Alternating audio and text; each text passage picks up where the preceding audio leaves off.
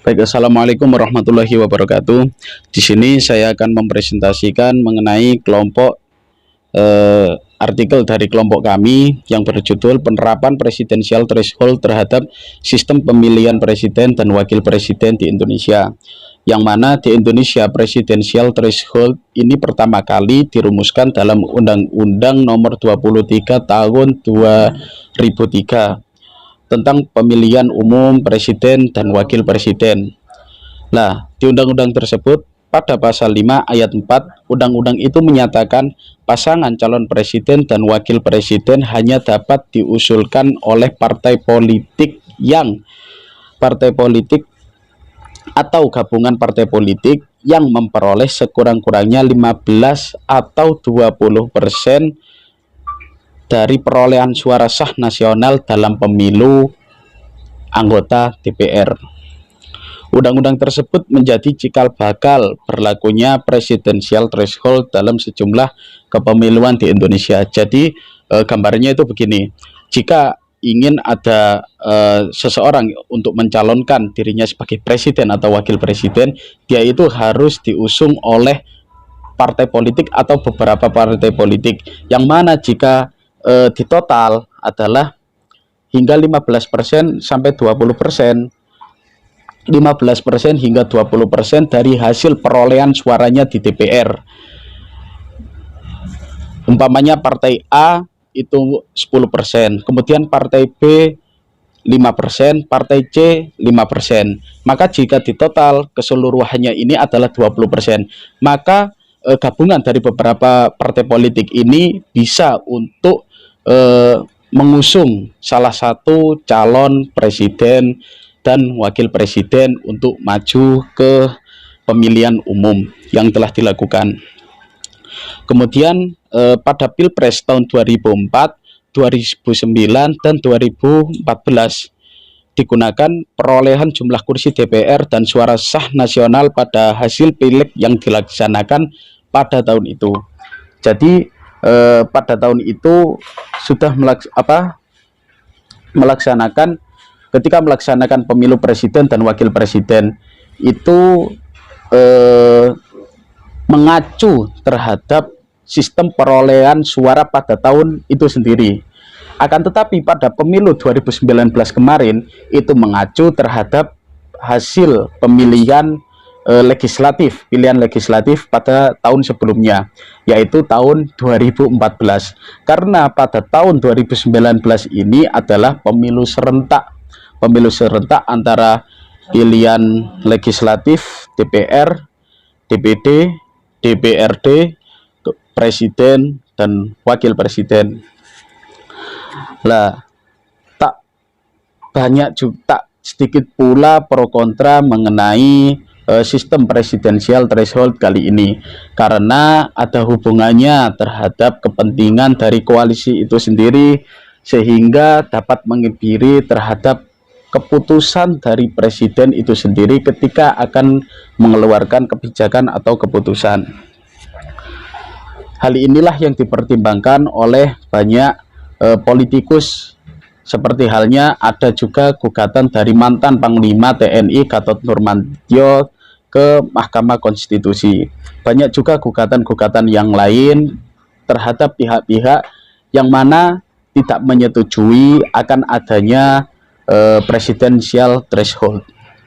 Maka dari itu, fokus pada makalah kali ini adalah pembahasan pada artikel ini adalah mengenai dinamika penerapan presidensial threshold terhadap sistem pemilu di Indonesia, sehingga menjadikan dua rumusan masalah. Yang pertama, kami dalam artikel ini mengulas bagaimana istilah dari presidensial threshold itu sendiri.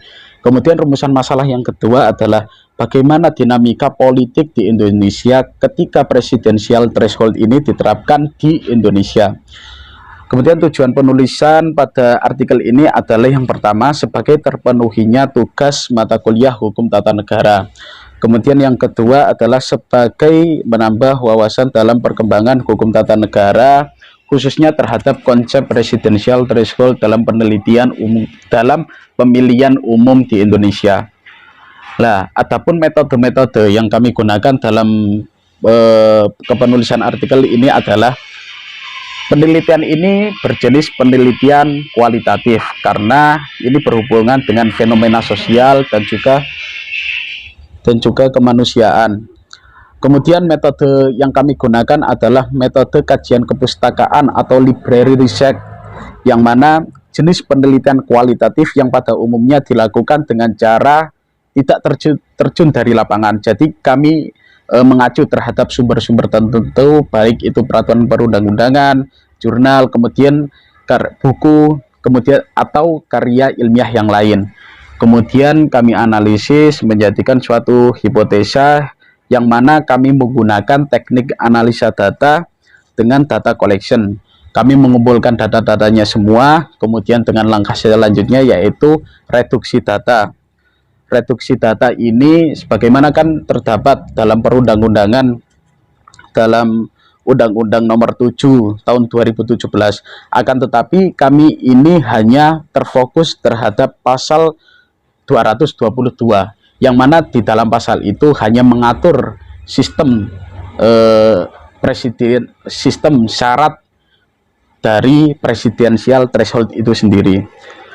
Kemudian untuk yang terakhir, teknik analisa data kami adalah conclusion drawing atau verification, yang mana merupakan kegiatan membuat kesimpulan dengan menggambarkan atau memverifikasi dan menyajikan data-data yang diperoleh dengan bentuk kalimat atau bisa dikatakan sebagai deskriptif analisis. Baik, untuk selanjutnya yaitu mengenai pembahasannya akan dibawakan oleh teman-teman dari kelompok kami. Sekian dari saya. Terima kasih. Tentang pengertian presidensial threshold. Threshold sendiri berasal dari bahasa Inggris yang diartikan ke dalam bahasa Indonesia berarti ambang batas. Sedangkan dalam Kamus Besar Bahasa Indonesia atau KBBI, ambang batas diartikan sebagai tingkatan batas yang masih dapat diterima atau ditoleransi. Threshold atau ambang batas ini diadopsi dalam sistem pemilu sebagai formulasi perhitungan suara dan kursi pada sistem perwakilan proporsional. Threshold awalnya dipergunakan dalam hal melihat tingkat kompetensi partai untuk. Threshold bisa dipahami juga sebagai perwakilan proporsional, angka, dan proporsi minimum dari jumlah pemilih untuk menjadi perwakilan atau utusan di parlemen. Istilah threshold juga diistilahkan dengan minimum bidder, batas minimum. Istilah ini sering digunakan untuk mengatur ambang batas parlemen, parliamentary threshold, dan ambang batas presiden untuk bisa ikut pemilu, presidential threshold. Sebenarnya, threshold secara matematika selalu ada, sehingga rumus threshold itu disebut tersembunyi atau ambang batas efektif.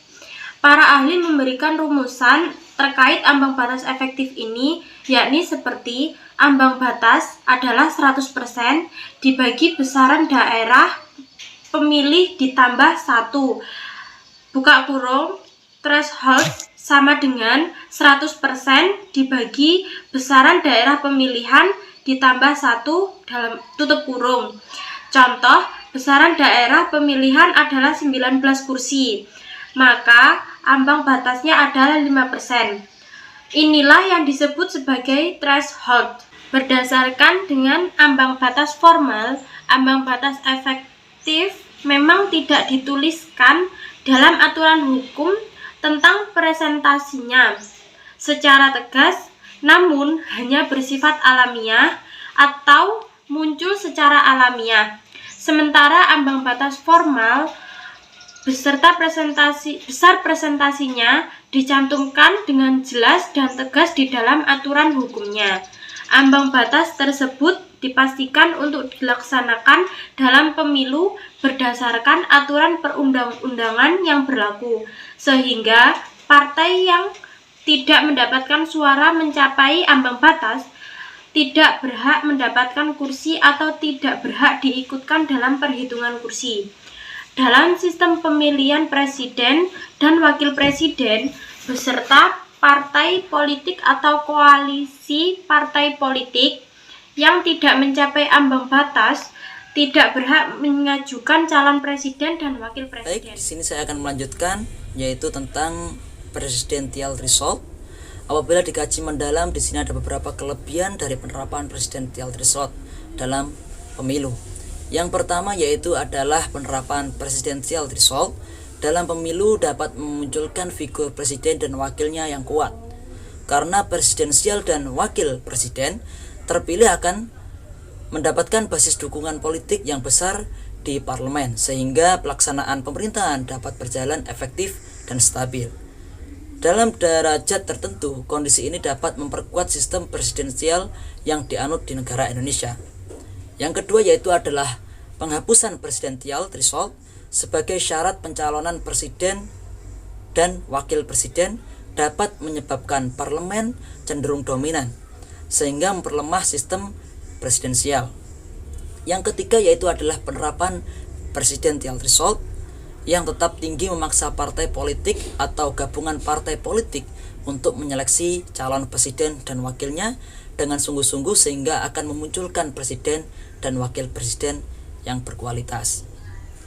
Dan yang keempat yaitu adalah penerapan presidential threshold akan melahirkan koalisi untuk memperkuat pelaksanaan pemerintahan, sehingga akan membangun pemerintahan yang efektif. Dan yang kelima yaitu adalah presidential threshold dalam mengajukan calon presiden dan calon wakil presiden dimaksudkan untuk menyederhanakan sistem kepartaian. Partai politik pasca pemilihan umum akan membentuk dua poros, yang mana poros pertama itu adalah sebagai pengusung dan yang kedua yaitu adalah poros sebagai oposisi. Sehingga dalam parlemen hanya akan ada dua kekuasaan dan partai-partai politik akan berafiliasi dengan partai yang lain. Dengan model ini, kinerja presiden sebagai eksekutif dalam hal penyelenggaraan pemerintahan akan semakin efektif pula. Namun demikian, di balik kelebihan-kelebihan sistem presidential threshold, di sini juga ada kelemahannya. Kelemahan yang pertama yaitu adalah adanya koalisi partai politik dalam mengusung calon presiden dan wakilnya sangat rentan sekali terhadap tukar-menukar kepentingan. Di sini kepentingannya kepentingan politik transaksional. Dalam derajat tertentu, koalisi partai politik yang seperti ini justru akan memperlemah sistem presidensial. Karena apa? Karena presiden tersandra oleh partai politik dalam koalisinya. Kelemahan yang kedua yaitu adalah penerapan presidential threshold akan membatasi partai politik yang baru berpartisipasi dalam pemilihan umum serentak sebelumnya. Partai pemilihan umum serentak sebelumnya yang tidak dapat berkoalisi untuk mengusung calon presiden dan wakilnya karena belum memiliki jumlah parliamentary threshold. Hal ini dapat menghilangkan haknya partai politik untuk mengusung calon presiden dan wakilnya yang notabene hak tersebut dijamin dalam Undang-Undang NRI tahun 1945. Yang ketiga, dalam perspektif konstitusi, sebagian pihak menilai bahwa penerapan presidential threshold bertentangan dengan Undang-Undang NRI 1945. Presidential threshold dianggap telah menghilangkan makna pengakuan, jaminan perlindungan dan kepastian hukum yang adil, serta perlakuan yang sama bagi setiap warga negara di hadapan hukum. Lebih jauh dari itu, ketentuan tentang mekanisme syarat pencalonan pasangan presiden dan juga wakil presiden dengan alasan sebagai cara untuk membentuk pemerintahan yang efektif serta sebagai solusi dalam rangka penyederhanaan atau rasionalisasi partai politik telah menghilangkan hak warga negara Indonesia untuk memilih secara cerdas dan efisien. Jadi kesimpulannya yaitu presidential threshold adalah pengaturan tingkat ambang batas dukungan dari DPR baik dalam bentuk jumlah perolehan suara atau ballot atau jumlah perolehan kursi atau seat yang harus diperoleh partai politik peserta pemilu agar dapat mencalonkan presiden dari partai politik tersebut atau dengan gabungan partai politik. Adapun landasan yuridis dari presidensial threshold di Indonesia adalah UUD 1945 dan Undang-Undang Nomor 7 Tahun 2017 tentang Pemilihan Umum. Penerapan presidensial threshold dalam pemilu serentak 2019 yang menimbulkan pro kontra, yang keduanya mempunyai basis alasan masing-masing. Menelaah pro kontra presidensial threshold dalam pemilu serentak melahirkan kesimpulan bahwa adanya putusan Mahkamah Konstitusi nomor 14 putusan Undang-Undang strip 11 2013 yang mengamanatkan pemilu serentak. Sejatinya, secara substansi telah menghapuskan sistem presidensial threshold, sehingga persyaratan ambang batas untuk mencalonkan presiden dan wakil presiden menjadi tidak relevan dalam pemilu serentak 2019. Pembentuk undang-undang perlu memikirkan kembali pengaturan presidensial threshold. Pengaturan presidensial threshold perlu ditinjau kembali dalam merumuskan undang-undang tentang pemilihan umum presiden dan wakil presiden, sehingga tindak pertentangan dengan amanat konstitusi, yaitu UUD NRI tahun 1945, terutama pasal 6A ayat 2.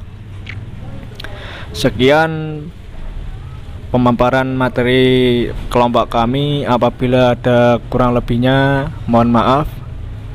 Wassalamualaikum warahmatullahi wabarakatuh.